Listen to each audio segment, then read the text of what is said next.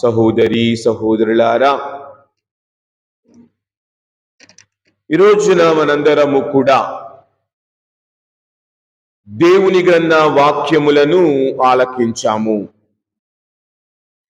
నేటి సందేశము మనము చూచినట్లయితే శత్రువుల ఎడల ప్రేమ కలిగి ఉండాలి. కొద్దిగా మానవ జీవిత నైజమును బట్టి ఆలోచించినప్పుడు ఇది అసాధ్యము. క్లియర్గా మనం అంటాం అసాధ్యము.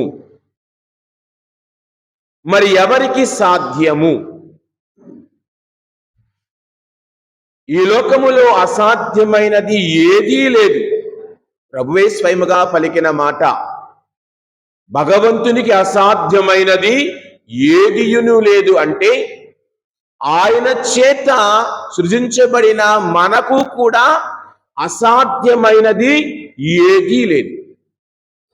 ఆయన స్వహస్తములతో, ఆయన రూపురేఖలలో, ఆయన నుండి శ్వాసను పొందిన, ఆయన నుండి జీవము పొందిన మనకు కూడా అసాధ్యమైనది ఏదీ లేదు. సాధన చెయ్యువాడికి అసాధ్యమైనది ఏదీనూ లేదు. సాధన నీ జీవితములో ఉంటే ఏదైనా మనము సాధించగలము, ఏదైనా మనము పొందగలము. మన చుట్టూ అనేక మందిని మనము చూస్తూ ఉంటాం. మరి మన చుట్టూ ఉన్నవారు మనవారైతే మనకు శత్రువులు ఎవరు? అసలు శత్రువు అంటే ఎవరు? ఈ తెలుగులో శత్రువు అంటే అర్థం ఏమిటి? మానవ నైజం ప్రకారం శత్రువు అంటే ఎవరు? శత్రువు అంటే తెలుగు టీచర్ గారిని చెప్పవచ్చు. శత్రువు అంటే దానికి వ్యతిరేకమైతే మిత్రుడు. కానీ దానికి పర్యాయ పదం, దానికి నానార్థం అమ్మా పగవాడు. పగవాడంటే పక్కనుండేవాడు. శత్రువు అంటే పగవాడు. శత్రువు అంటే శపించేవాడు. అంటే నీ ఎదుగుదలను గురించి చింతించేవాడు, నీ ఎదుగుదలను గురించి సంతోషపడేవాడు కాదు శత్రువు. శపించేవాడంటే నీ యొక్క నాశనాన్ని కోరేవాడు. నీవు ఎదుగుతుంటే తెలుగు భాషలో కన్ను కుట్టేవాడు, సహించలేనివాడు. నీ ఎదుగుదలను సహించలేనివాడు. ఏదో ఒక విధంగా వీడిని నాశనము చేయాలి. ఏదో ఒక విధంగా ఈ కుటుంబం పైకి వస్తుంది, ఈ బిడ్డలు పైకి వస్తున్నారు, వీరి అన్నీ చక్కగా ఉన్నాయి, ఏదో ఒక సెంటెన్స్ వదిలేసేసి, ఏదో ఒక మాట అనేసేసి వారిని చంపేద్దాం. అంటే తడిగుడ్డలతో గొంతులు కోసే రకాల. చూడటానికి మాత్రం మనవాడే, కానీ పక్కలో బల్లంలాగా పొడుస్తూ ఉండేవాడు. కానీ ఈ రోజున దేవుడు మనతో అనేది, వారి గురించి నీవు సఖ్యతగా సమాధానంగా ఉండగలవా? మానవ నైజం ప్రకారం ఇది సాధ్యము కాదు. మానవ నైజం ప్రకారం ఇది సాధ్యము కాదు. కానీ ఎవరికి సాధ్యం?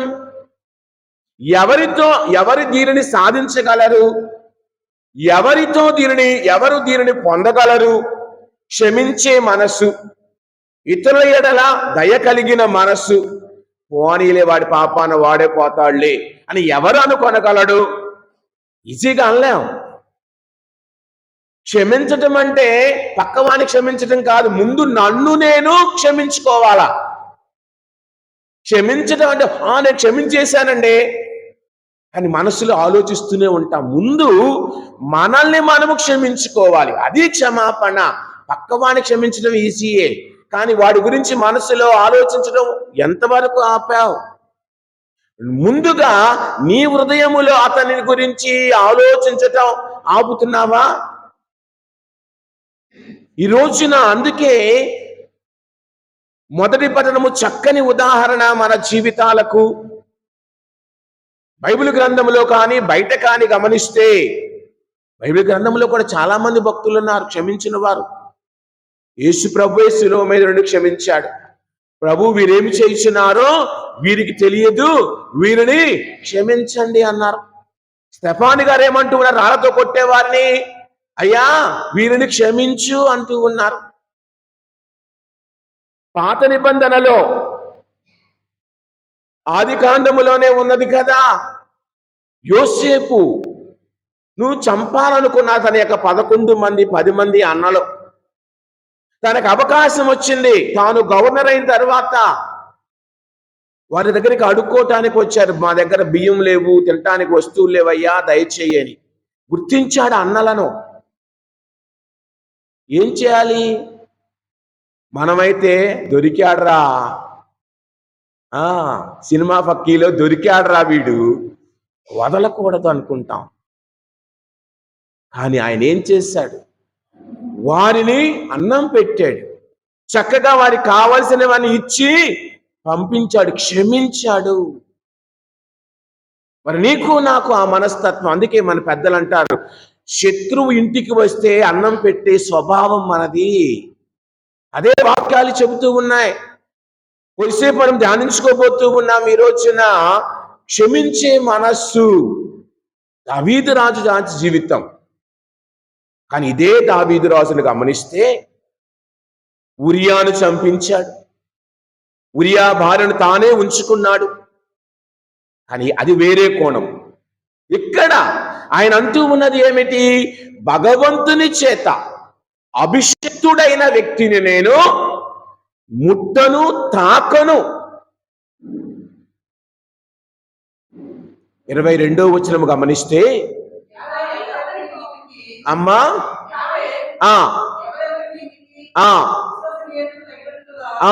ఎవరెవరి నీతికి విశ్వసనీయతకు తగినట్లుగా వారిని దయచేస్తాడు. చాలు, దయచేస్తాడండి. వారి నీతికి మరియు విశ్వసనీయత అంటే నమ్మదగినతనం. మనం కొంతమంది నమ్మేస్తాం. నమ్మిన వారిని నట్టేట్లో ముంచేసే రోజుల్లో మనం బ్రతుకుతున్నాం. నమ్మిన వారిని మోసము చేసే రోజుల్లో బ్రతుకుతున్నాం. ఏ విధంగా వీడిని కాచేయాలి, ఏ విధంగా వీడి కుటుంబాన్ని వీడి దగ్గర నుండి డబ్బులు లాగేయాలి, ఏ అబద్ధాలు చెప్పాలి. అదే కదా, నిజం చెప్పిన వాడిని ఎవ్వడు అసలకి, అబద్ధం చెప్పిన వాడిని వెంటనే నమ్మేస్తాం. మనందరం ఇది మానవ నైజం. దేవుడు చెప్పిన ఏదేను తోటలో దేవుడు చెప్పిన మాటను నమ్మలేదు ఏవమ్మ. సైతాను వచ్చి నువ్వు తింటే అదవుతావు, ఇదవుతావు, అది చేస్తావు, ఇది చేస్తావు అనగానే మీ ఆయన చేత నువ్వు నమ్మవు. పక్కింటోళ్ళు ఏం చెప్పినా నమ్మేస్తావు. మీ ఆయన చమ్మా అది కాదు, ఇది కాదమ్మా, అదమ్మా, ఇదమ్మా, మీ వాళ్ళు ఎవరు చెప్పినా పక్కవాడు చెప్పిందే మనకు వేదం, పక్కవాడు చెప్పిందే మనకు నచ్చుతుంది. కావున ఈ రోజున నీవు నేను ఏమి నేర్చుకుంటున్నాం? దావీదు జీవితం నుండి 3 విషయాలు. ఒకటి, ఆయన తన శత్రువును కూడా వదిలివేశాడు. వాక్యం చెబుతూ ఉంది, అతని మేనల్లుడే, దావీదు యొక్క మేనల్లుడే. 12వ వచనం అనుకుంటే ఎక్కడో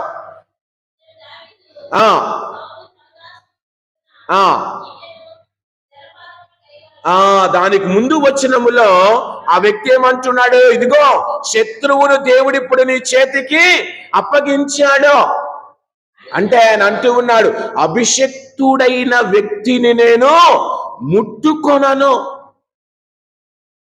దేవుడే చూసుకుంటాడు.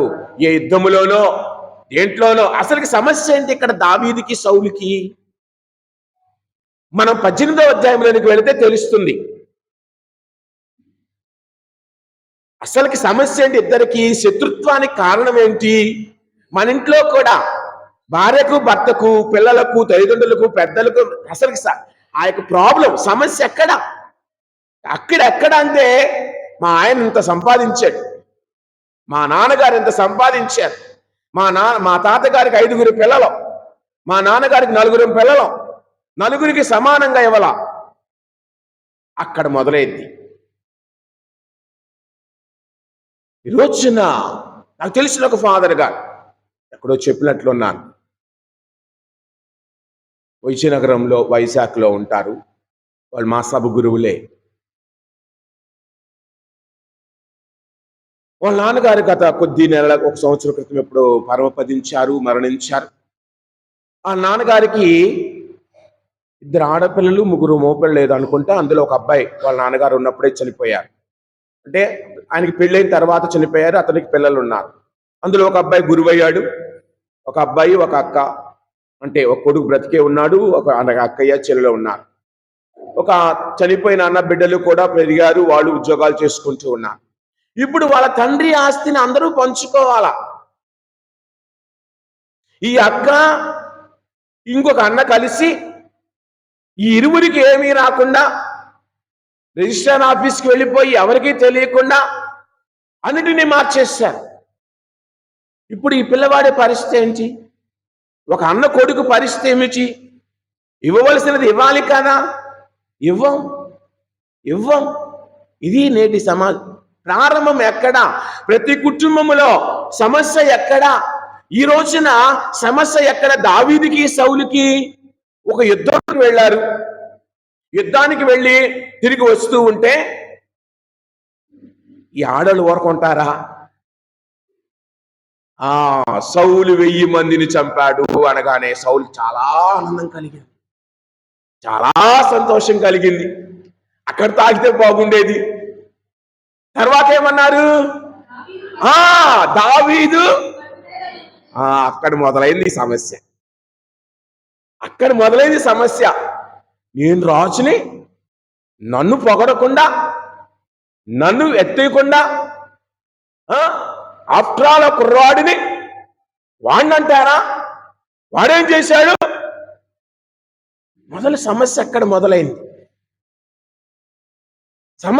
మొదలైంది?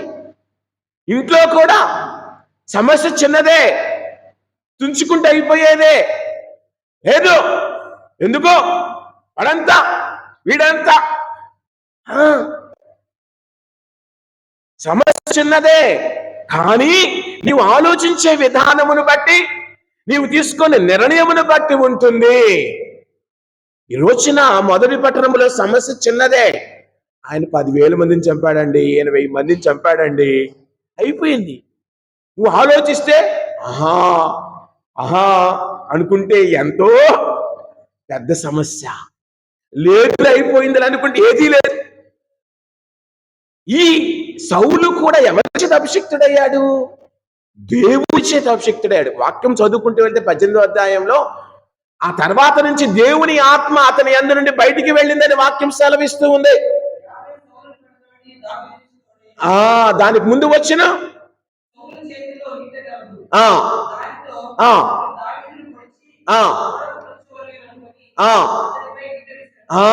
చూడండి, వెంటనే దావీదుకి ఏం తెలీదు. ఆయన ముందు వాయిద్యాలు వాయిస్తూ పాటలు పాడుతూ ఉన్నాడు. సౌలు మనస్సులో సైతాను వెళ్ళి చంపాలి.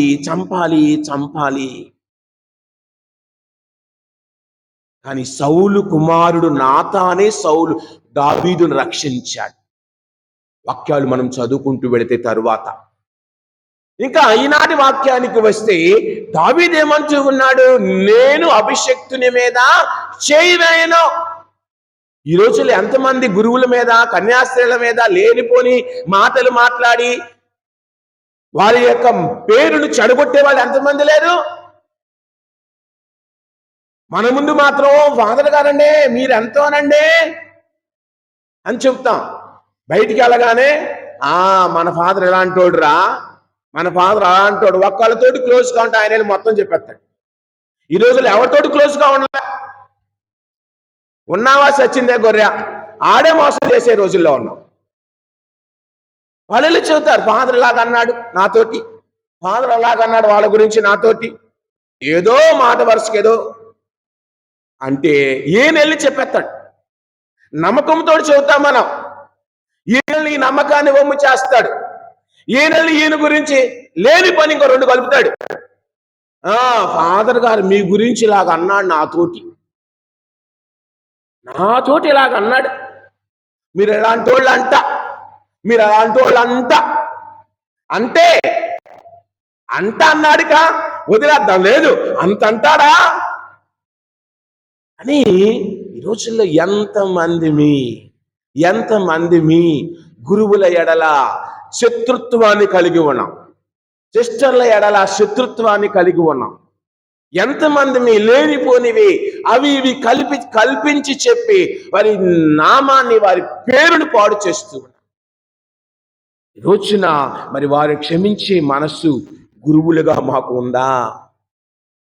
దైవిక బిడ్డలుగా, దేవుని చేత అభిషక్తులైన వారిగా మాకు ఉందా? అది నేర్చుకోమని నాటి వాక్యాలు తెలియజేస్తూ ఉన్నాయి. నీవు ఏ కొలతతో కొలుతువో ఆ కొలతతోనే నీవును కొలువబడుతువో. ఒకసారి నాటి రోమిలకు వ్రాసిన లేఖ 12వ అధ్యాయం 20వ వచనం ఏమని పలుకుతూ ఉంది? అంతే కాక నీ శత్రువు ఆకలి కొని ఉన్నప్పుడు తీర్చుము, దాహము కొని ఉన్నచ్చు దాహము తీర్చుము. ఏలయనా అమ్మా ఇవి చేయుట వలన సిగ్గు కలిగింతుము. నీ గురించి చెడుగా చెప్పాడా, నీ గురించి చెడుగా మాట్లాడా, అతని తరపు నిలబడు, అతని కష్టంలో ఆదుకో అని వాక్యం సెలవిస్తూ ఉంది. పేతురు గారు రాసిన మొదటి లేఖ 3వ అధ్యాయం 9వ వచనం ఒక్కసారి చూద్దాం. 3వ అధ్యాయం 9వ వచనం, కీడుకు కీడు దూషణకు దూషణ చెయ్యకుడు, అందుకు మారుగా ఆశీర్వదింపుడు, దేవుడు మిమ్ము పిలిచినది మనకు వసగిన వాగ్దానము శాపము కాదు, ఆశీర్వచనము. ఈ రోజున మరి నీవు ఆశీర్వదించే బిడ్డగా ఉన్నావా? ఎఫెసీయులకు వ్రాసిన లేఖ 4వ అధ్యాయం 32వ వచనములో, ఎఫెసీయులకు వ్రాసిన లేఖ 4వ అధ్యాయం 32వ వచనములో, దానికి బదులుగా దయా మృదుత్వమును ప్రదర్శింపుడు, క్రీస్తు ద్వారా దేవుడు మిమ్ము క్షమించినట్లే మీరును ఒకరిని ఒకరు క్షమించుడు అని వాక్యము సెలవిస్తుంది. ఈ రోజున దేవుడు మనందరిని క్షమించమని అడుగుతూ ఉన్నాడు. అది సాధ్యమేనా? సాధ్యమే. ఎవరికి? దేవునితో నడచువానికి. పునీత 2వ జాన్ పాల్ పాపు గారి జీవితాన్ని తీసుకుంటే ఏం చేశారు ఆయన? 1981వ సంవత్సరంలో మే నెలలో ఆయన మీదకి ఒక మహమ్మదీయుడు కాల్పులు జరిపాడు. అతనిని గన్నుతో, తుపాకీతో అతన్ని కాల్చినప్పుడు, ఆయన అక్కడక్కడే కూలిపోయినప్పుడు తిరిగి స్వస్థత పొందిన తరువాత ఆ వ్యక్తి ఉన్న చెరసాలకు వెళ్ళి ఆ వ్యక్తితో కలిసి ఆ వ్యక్తితో మాట్లాడి తరువాత అతనికి క్షమాభిక్షను అనుగ్రహించిన వ్యక్తిగా చరిత్రలో మనము చూస్తూ ఉన్నాం. అందుకే కదా ఆయన పునీతుడిగా తిరుసభ ఎందుకు క్షమించే మనస్సు అది దేవుని వలన మాత్రమే మనకు లభించును. దేవునితో ఉండు వారికి, దేవుని మీద ఆధారపడు వారికి, దేవునితో నడచు వారికి మాత్రమే అది లభించును. అందుకే సామెతల గ్రంథములో 25వ అధ్యాయం 21, 22 వచనాలలో గ్రంథకర్త అంటున్న 2 మాటలు చూద్దాం. ఇదే మనము రోమీలకు వ్రాసిన లేఖలో చదివిన పదాలు ఇక్కడ ఉన్నాయి. మీ శత్రువులను ఆకలి కొని ఉన్నచో అన్నము పెట్టుము, దాహము నిమ్ము, అతనిని అవమానింప ఉంచుదువు, ప్రభువు నిన్ను బహూకరించును. తర్వాత వచ్చిన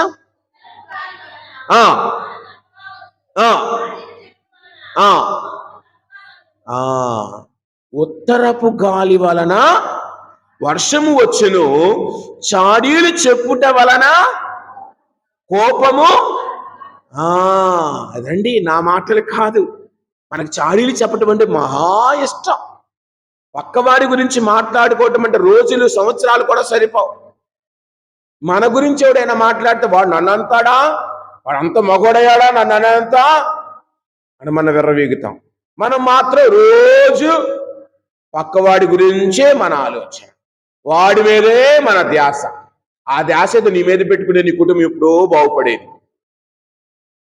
ఆ ధ్యాస ఏదో ఆ సమయంలో 24 గంటలు నీ గురించి నువ్వు ఆలోచిస్తే ఎప్పుడో నువ్వు మంచి ఉద్యోగంలోనూ మంచిగా జీవితంలో స్థిరపడేవాడివి, కుటుంబంలో శాంతి సమాధానం.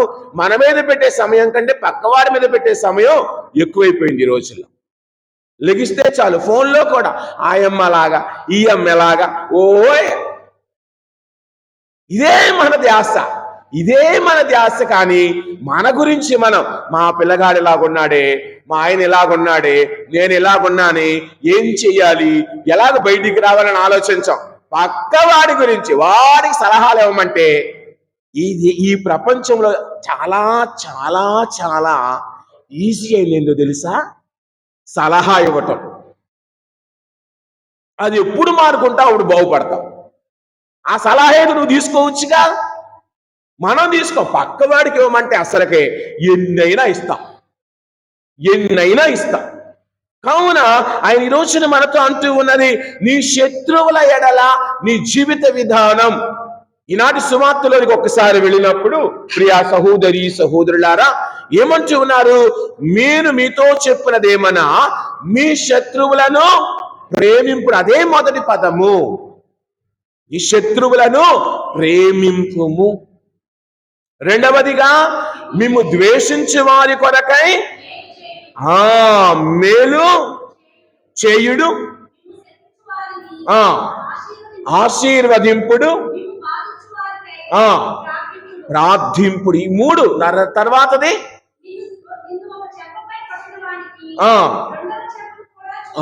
అందులో ముఖ్యంగా మొదటి మూడు ఏమిటి?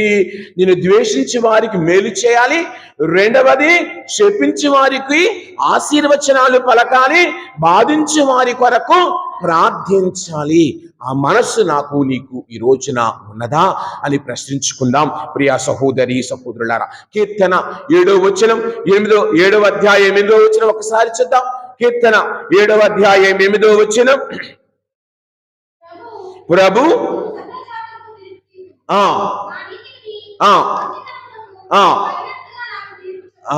నేను జీవించిన విధమునకు, నేను నడిచిన విధమునకు తగ్గట్టుగా నీవు నన్ను సంభావింతువు, నీవు నన్ను దీవింతువు. ఈనాటి రోమిలకు రాసిన లేఖ 12వ అధ్యాయం 17వ వచనము 18వ వచనం ఒక్కసారి గమనిస్తే, చేయకుడు అందరి దృష్టిలో మేలైన దానిని ఆచరింపుడు. తర్వాత వచనము గమనిస్తే 19వ వచనము, ప్రియులారా మీరు ఎన్నటికీ పగ తీర్చుకొనక దేవుని ఆగ్రహమునకే దానిని వదిలివేయుడు. ఆ పగ తీర్చుకొనుట, పగ తీర్చుకోవటం మన పని కాదంట, దేవుని పని. ఆయన చేసుకుంటాడు. సరేలే అన్నాడు, పోతే పోయిందిలే అనుకుంటే ఏదీ లేదు. అన్నాడా అంటే అంతా ఉంది. ఒకే మాట ఎవరైనా వచ్చి చెప్పారనుకో, సరేలేండి అంటే అయిపోయింది. అంత అన్నాడా అంటే ఇంకా ఉంది. కావున ఈ రోజున మనము నేర్చుకోవలసినది ఒకటి, మనము దేవుని వలె క్షమించే మనస్సు. సామెతల గ్రంథం 20వ అధ్యాయం 22వ వచనం ఒకసారి గమనిస్తే, 20వ అధ్యాయం 22వ వచనం సామెతల గ్రంథం, అపకారికి ప్రత్యుపకారము తలపెట్టవలదు, ఆ ప్రభువుని నమ్మినచో అతడే నిన్ను ప్రభువే నిన్ను కాపాడతాడు. ఇక నీవు దేనికి కూడా భయపడనవసరము లేదు. దేవుడే నిన్ను, నీ కుటుంబాన్ని కాపాడతాడు. పాత నిబంధనలో ఒక మాట ఉంది. ఏమిటి? పగవాడిని మాత్రమే కాదట, మనకు ఒక్కోసారి వాళ్ళకి సంబంధించిన ఎక్కడ ఏదైనా కనపడితే పాపం మర్చిపోయి వెళ్ళిపోతుంటారు. దొరికిందిరా, నాశనం చేసేద్దాంరా, వాడు లేడు కదా, వాడి వస్తువులైన నాశనం చేసి కొద్దిగా మనశ్శాంతి పొందుదాం. వాక్యం తెలియజేస్తుంది. నిర్గమకాండం 23వ అధ్యాయం 4-5 వచనాలు. ఎద్దును గాని గాడిదను గాని నీకు కనబడినచ్చో అది నీ పగవానిదైనను తోడ్కొని వచ్చి అది చేయాలా అంటే మీ వస్తువు అండి అక్కడ పొదిలేసుకున్నారు, దొరికిందండి. మనమా దొరికిందే ఛాన్స్. వాడు బాధపడుతుంటే ఎలాగ సంతోషించాలా? పైశాచిక ఆనందం అంటాం కదా, పైశాచిక ఆనందం మనకి ఎక్కువ. వాడు కష్టపడుతుంటే నేను సుఖించాలి. అమ్మయ్యా, ఈ రోజుకి చాలు, నా మనసు నిండింది అన్న విధంగా మన జీవితాలు ఉంటూ ఉన్నాయి నేటి సమాజం. బయటే కాదు, ఇంట్లో కూడా ముందు బయట ప్రపంచం వదిలేద్దాం. నేటి సమాజంలో కుటుంబములో నీ భార్యను, నీ భర్తను నీవు క్షమించే బిడ్డగా, పిల్లలను క్షమించే బిడ్డగా, పెద్దలను క్షమించే తల్లిగా, తండ్రిగా, నీ అత్తమామల ఎడల, నీ పొరుగు వారి ఎడల, నీ మరిది ఎడల, నీ వదిన గారి ఎడల, నీ ఇంట్లో ఉన్న వారి ఎడల నీ జీవిత విధానం అది ముఖ్యం ఈ రోజులో. బయట వాళ్ళ తర్వాత సంగతి. ఇంట్లోనే సఖ్యత లేకపోతే, ఇంట్లోనే పొందిక లేకపోతే, ఇంట్లోనే సమస్యలుంటే పక్కవాడి గురించి నువ్వు ఆలోచించడం ఎందుకు? ముందు నీవు సఖ్యత పడో నీ భర్తతో, నీ భార్యతో. అది లేదు, అలానా ఆవిడంట, వాళ్ళ గురించి ఆరాలు తీయటం ఎక్కువ, వీళ్ళ గురించి ఆరాలు తీయటం ఎక్కువ మనకు. కావున ఆయన అంచు ఉన్నది కొన్ని మాటలు గమనిస్తే, ప్రియ సహోదరి సహోదరులారా, వాక్యము తెలియజేస్తుంది. సామెతల గ్రంథం 3వ అధ్యాయం 3వ వచనం 4వ వచనం.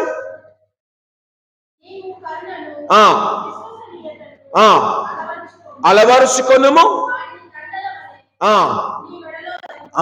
వారు దండవలే, దండన కాదు తల్లి, దండవలే నీ మెడలో ధరించుము, నీ హృదయ పలకముపై వ్రాసుకొనుము. అదండి 4వ వచనం పలుకుతూ ఉన్నది. ఇట్లు చేయుదవేని దేవునికి నరులకును కూడా నీవు ప్రీతి పాత్రుడవగుదవు అని వాక్యం. అదే అధ్యాయంలో 7వ వచనము. అదండి మనతో వచ్చిన సమస్యలా ఇదే. నేనే తెలివైన వాడిని అనుకొనకుము, విడనాడి బయటికి రమ్ము. మనకొచ్చిన సమస్యల్లా నేనే గొప్ప, నేనే తెలివైన వాడిని, నాకే అంతా తెలుసు అనుకుంటే అన్ని సమస్యలే. నాకు ఏమి తెలియదు, నేను నేర్చుకుంటానంటే ఏ సమస్య. అందుకే అంటూ ఉన్నది, నేనే తెలివైన వాడిని అని అనుకొనవద్దు, దైవ భక్తితో దుష్కార్యములను విడనాడి వైదొలగము. దుష్కార్యముల నుండి, చెడుతనము నుండి బయటకు రమ్ము అంటూ ఉన్నాడు. అందుకే తోబీతు రాసిన తోబీతు గ్రంథములో 4వ అధ్యాయం 15వ వచనములో ఏమంటున్నాడు? తన కుమారుడితో చెబుతూ ఉన్నాడు. తోబీతుతో చెబుతూ ఉన్నాడు, తన కుమారుడితో చెబుతూ ఉన్నాడు. 2 మంచి మాటలు. ఈ రోజుల్లో ఎంతమంది తల్లిదండ్రులు తమ బిడ్డలకు ఇలాంటి మాటలు చెబుతున్నారు? ఏమంటున్నది? 15వ వచనం, 4వ అధ్యాయం 15వ వచనం. ఇతరులు ఎట్టి కార్యములు చేస్తే నీకు అప్రియము, సంతోషము ఉండదో అట్టి కార్యములు నీవు ఇతరులకు. అదండి పిల్లలకు నేర్పిస్తున్నామా? ఈ రోజుల్లో ఇంట్లో కూడా, అరే బాబాయ్ ఇంటికి వెళ్ళమాకు, పెదనాన్నోళ్ళ ఇంటికి వెళ్ళమాకు, ఇది మనం నేర్పించేది. నీకు 1,00,000 ఉన్నాయి, పిల్లలు ఎందుకు చేరుస్తావు అందులో? ఈ రోజుల్లో అమ్మ ముఖ్యంగా, తల్లిదండ్రులు, తండ్రి కన్నా తల్లి ముఖ్యం. అరే మీ బాబాయ్ ఇంటికి వెళ్ళమాకు, ఎందుకు? ఏదో నూరి పోస్తాడు. పిల్లల్ని ఎందుకండి మీ రాజకీయాల్లోకి, మీ వ్యక్తిగత జీవితంలో పిల్లలను లాగుతాం? చిన్నతనం నుండి ఇంక వాడు ఆహా ఆలోచిస్తూనే ఉంటాడు. పసి మనస్సు మీద ఎలాంటి ముద్రలు నువ్వు వేస్తూ ఉన్నావు తల్లిగా, తండ్రిగా ఈ రోజుల్లో బడికి గుడికి పంపించాలి. ఉదాహరణకి నేను ఎక్కడో నేను ఒక వాట్సాప్లో చూశాను. ఒక ఫాదర్ గారు ఫారెన్లో ఒక యూట్యూబ్లో మాట్లాడుతూ ఉంటే, ఒక ప్రసంగాన్ని వింటూ ఉంటే ఆయన చెబుతూ ఉన్నారు, చాలా మంది ఈ రోజుల్లో తల్లిదండ్రులు పిల్లలమ్మ గుడికి ఎందుకు తీసుకురాలంటే రానంటున్నాడు. లేకపోతే ఏదో అదే ఉంది ఇది ఉంది చాలా చెబుతుంటే ఆయన అన్నాడు ఒక మాట, ఇదే మాట నీ పిల్లగాడిని బడికి పంపించకుండా ఉంటావా? సోమవారం నీ కొడుకుని బడికి పంపించకుండా ఉంటావా? ఆదివారం గుడికి రాలేదుగా. అన్నం పెట్టకుండా ఉంటావా? అన్నీ చేస్తావు, దేవుడు మాత్రం వద్దు. అన్నీ చేస్తావు, అన్నిటికీ ఉంది. ఆదివారం వాడు రానంటున్నాడండి, మరి బడికి ఎందుకు పంపిస్తున్నావు? బడికి కూడా పంపించకుండా ఉండాలి ఇంట్లోనే. అరే బడికి వెళ్ళొద్దానండి వాడిని, ఆ మాట అనం. గుడికి రావాలి, నేర్పాలి మంచితనం. మరి వాడికి ఎలాగ జీవించాలి? మంచి మాటలు ఏ విధంగా వస్తూ ఉన్నాయి? వాడికి అన్నీ ఏం చదవాలో నువ్వే చెబుతావు, ఎలాగ జీవితంలో రావాలో. మరి అలాంటిది దేవుని యందు విశ్వాసాన్ని ఎందుకు నీ వాడికి నేర్పించడంలా? వాడు ఏం చదవాలో నీవే నిర్ణయిస్తావు, ఎలాగ వెళ్ళాలో నీవే నిర్ణయిస్తావు. మరి గుడికి కూడా ఎలాగ రావాలో నువ్వెందుకు నిర్ణయించటంలా ఈ రోజుల్లో? కావున ప్రియ సహోదరి తర్వాత వచ్చినవమ్మ ఇట్టి కావలదు. ఇది ఈ రోజుల్లో కుటుంబానికి నాశనము చేస్తూ ఉన్నది. కుటుంబాల మధ్య తగాదని పెడుతూ ఉన్నది ఇదే, ఈ తాగుడు ఒకటి, రెండవది వ్యభిచారం, పరస్త్రీ వ్యామోహం. ఈ రెండే కుటుంబాలను నాశనం చేస్తుంది. పైకి మాత్రం అందరూ మంచోళ్ళమే, కన్ను చూస్తే చాలు ఆ పిల్ల ఎలాగుంది, ఈ అమ్మాయి ఎలాగుంది, ఆ స్త్రీ ఎలాగుంది. వ్యామోహముతో హృదయమునందు ఎంతటి దుర్గంధాలను కలిగి ఉన్నాం మనం ఈ రోజున. 16వ వచనం ఒకసారి చూద్దాం.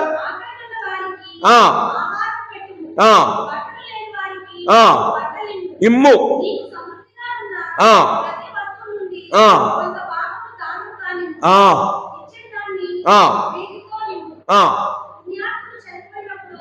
16వ వచనమేనమ్మా మీరు చదివింది. అగినచ్చు అట్టి కార్యములను ఇతరులకు అనే వాక్యం లేదా 16వ వచనములో చదువమ్మ 15 చివరిలో.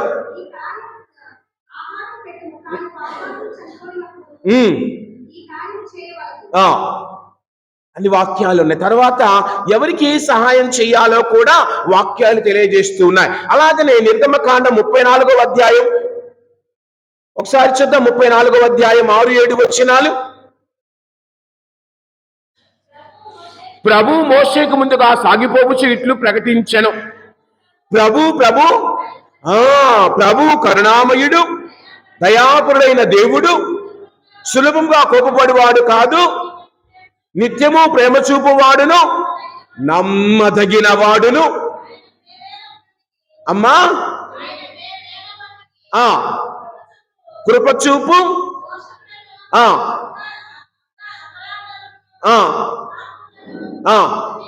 అపరాధమును దోషములను మన్నించేవాడు అయిన దేవుని దగ్గరకు నీవు వచ్చావు కదా, మరి నీ మనస్సులో కూడా ఆయన లాంటి మనస్సు కలిగి మన్నించే స్వభావం మనము అలవర్చుకుంటున్నామా ఈ రోజున? ప్రియ సహోదరి సహోదరులారా, ఒకసారి మనందరం ఆలోచించుకుందాం. క్షమించే మనస్సు, ఇతరులను క్షమించే మనస్సు నీవు కలిగి ఉన్నావా? ఈ రోజున ఒక్కసారి ప్రత్యేకముగా ఆలోచిద్దాం. నిర్గమకాండం 21వ అధ్యాయం 25వ వచనంలో ఏమంటూ ఉన్నాడు ఆయన? పంటికి పన్ను కంటికి కన్ను అని మీరు విని ఉన్నారు కదా, దెబ్బకు దెబ్బ. కానీ నేను చెప్పున్నది ఏమన్నా చదవమ్మా.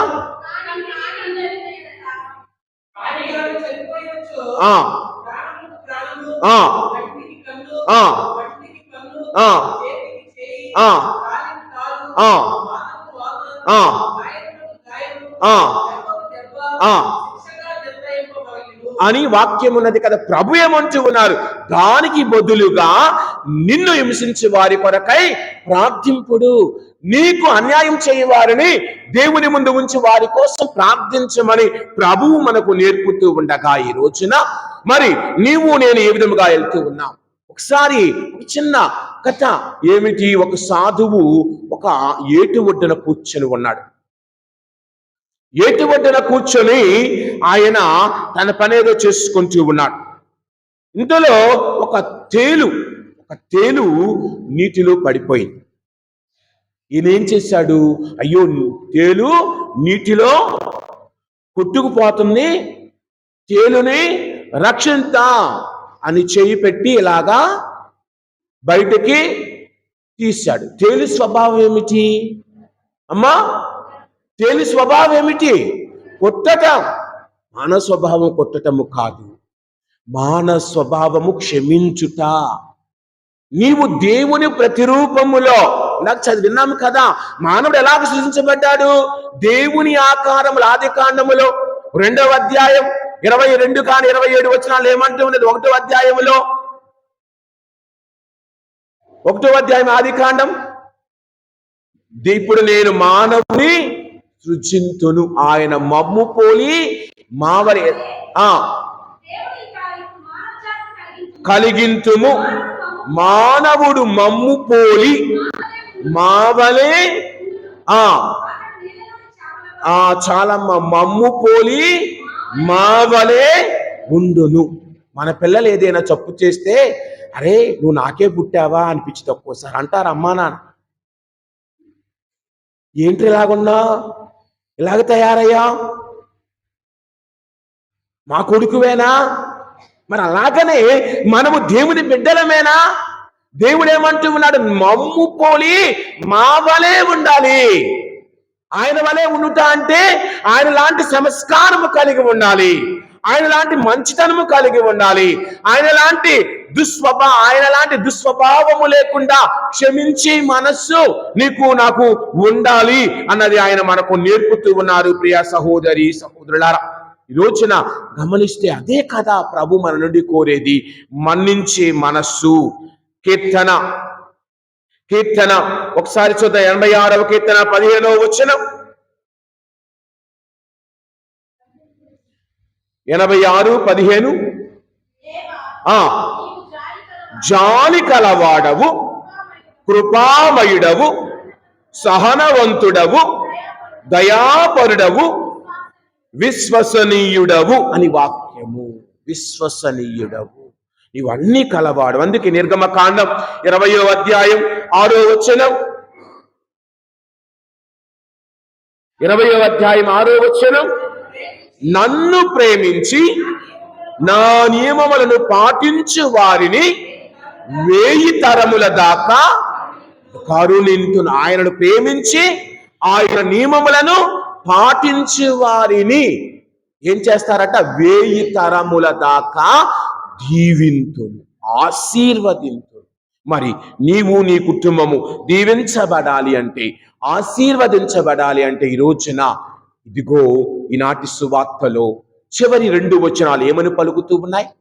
చివరి 2 వచనాలు,